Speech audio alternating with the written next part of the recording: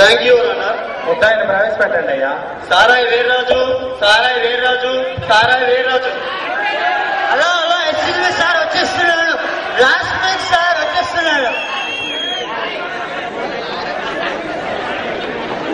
Hello సారాయి వీర్రాజు, ఎక్కడ ఉన్నావయ్యా? Sir వచ్చేస్తున్నాడు. లాస్ట్ మంత్ 10 నిమిషాలు అయింది. తొందరగా తొందరగా. Okay sir, 2 minutes, only 2 minutes.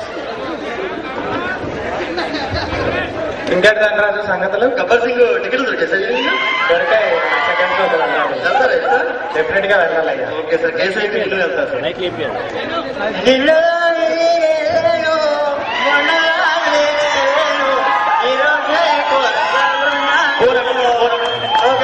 Sir జరిగాను, మీరు దర్శనం మర్చిపోండి. ఓకే ఓకే, సారీ యువరానర్, కొంచెం లేట్ అయింది యువరానర్. మాట్లాడదు ఇక్కడ, నువ్వు మాట్లాడు. Okay sorry your honour. యువరానర్, భారత చట్ట ప్రకారం ఏ అబ్బాయి అయినా ఒక పెళ్ళే చేసుకోవాలి. కానీ మన ఈ ముద్దాయి భారత రాజ్యాంగానికి వ్యతిరేకంగా 3 పెళ్లిళ్ళు చేసుకున్నాడు యువరానర్. అతను ఫ్యామిలీ బాగుందేమో. మరి మీరేమి తెలియజేస్తారు? Okay, thank you your honour. ఎందుకే వీర్రాజు, నువ్వు ఎందుకు 3 పెళ్లిళ్ళు చేసుకున్నావు? యువరానర్, ప్రతి పురుషుడి వెనుక ఒక స్త్రీ ఉంటుందంటారు, నిజమేనా? నిజమే. అయితే మరి ఒక్క స్త్రీ ఉంటే అంత విజయం వస్తే, 3 స్త్రీలు ఉంటే అంత విజయం రాదు. లాజిక్ సార్, లాగురించి మాట్లాడండి, లాగురించి మాట్లాడండి. సరే యువరానర్, 3 పెళ్లిళ్ళైతే చేసుకున్నాడు. మరి ఆ 3 భార్యను అతి భయంకరంగా, అతి దారుణంగా హత్య చేశాడు.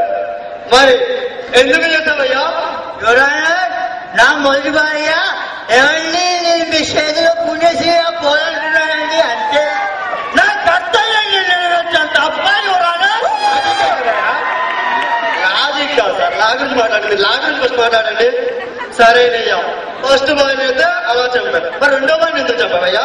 యువరానర్, నా వేరే కలుగుతా వేల మంత్రాలు సాక్షిగా ఫోటోలు తీస్తూ వీడియోలు తీస్తూ నేను నా భార్య మీద 3 ముళ్ళు వేస్తే అది పెళ్ళి అన్నారు, షాది అన్నారు, ఇంకేదో అన్నారు.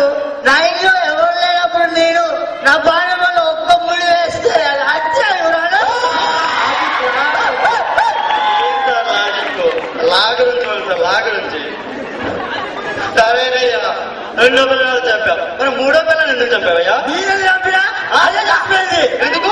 ఈ ఎట్లా 2 చంపిలు ఏదో నన్ను 3 చంపినని చెప్పేసి అదే మందుగా చచ్చిపోయింది. అంత కాకపోతే తప్పు ఇచ్చేది మాత్రం లేదు. ఏంటి హెల్పింగ్ నేచర్? ఏంటి హెల్పింగ్ నేచర్? ఎవరన్నా ఈ నిందితుడు 3 హత్యలు చేశాడు కనుక ఇతనికి ఐపీసీ 2012 May 11 ప్రకారం కఠినంగా ఉరిశిక్ష వేయాల్సిందిగా సగర్వంగా కోరుతున్నారు. ఎవరన్నా ధనరాజు, ఈ సెక్షన్ మా దగ్గర ఉందా? లేకపోతే తోచండి సార్, ఏదో సెక్షన్ తోచండి.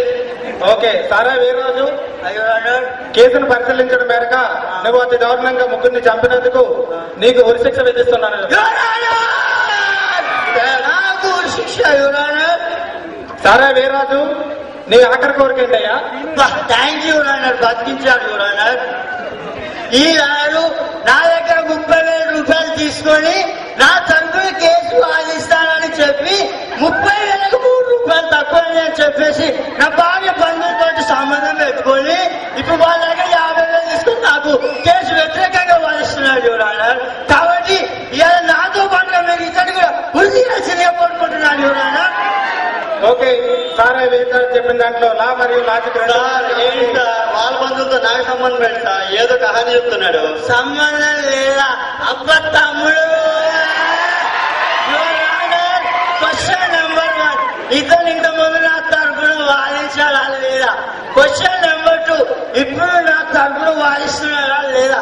క్వశ్చన్ నెంబర్ 3, అయ్యా యువరానర్, అని నీరాను కదా, మీరు ఉన్నారు, అప్పుడు మీరు అడగచ్చు కదా.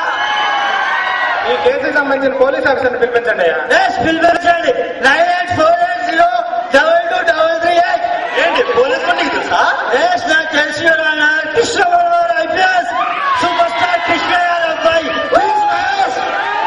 ఊరుకోవయ్యా, మహేష్ బాబు ఇక్కడ ఎందుకు వస్తాడు? ఎవరైనా కేసును తప్పుదో పట్టడికి ముద్ద ఏవో కథలు చెప్తున్నాడు. మీరు ఉరిశిక్ష ఫైనల్ జడ్జిమెంట్ వేసేయండి సార్. Okay, final judgement. కేసును పరిశీలించడం మేరకు సారాయి వీర్రాజు చెప్పిన దాంట్లో లాజిక్ రెండు ఉన్నాయి కాబట్టి సారాయి వీర్రాజు అనే ముద్దాయి, అదేవిధంగా 30,000కి ₹3 తక్కువైన లాయర్ గారికి ఇద్దరికి ఉరిశిక్ష విధించడం అయినది. ఏమయ్యా వీరరాజు, ఎంత పని చేసావు? తొక్కు ఈ కోర్టులో కాబట్టి సుప్రీం కోర్టులో గెలిచేవాళ్ళ. ఎంత పని చేసావయ్యా? నాకు ఆ ముట్టను ముందే చెప్పలేదా? 30,000 తప్పని చెప్పి నువ్వు కేసు ఉల్టా పని చేసి వాదిస్తావా? ఎంత పని చేసావయ్యా? మా ఆవిడ మా ఇంటి దగ్గర వెయిట్ చేస్తాడు, నేను వెళ్తానయ్యా. నువ్వేం టెన్షన్ కాదు, జడ్జి గారు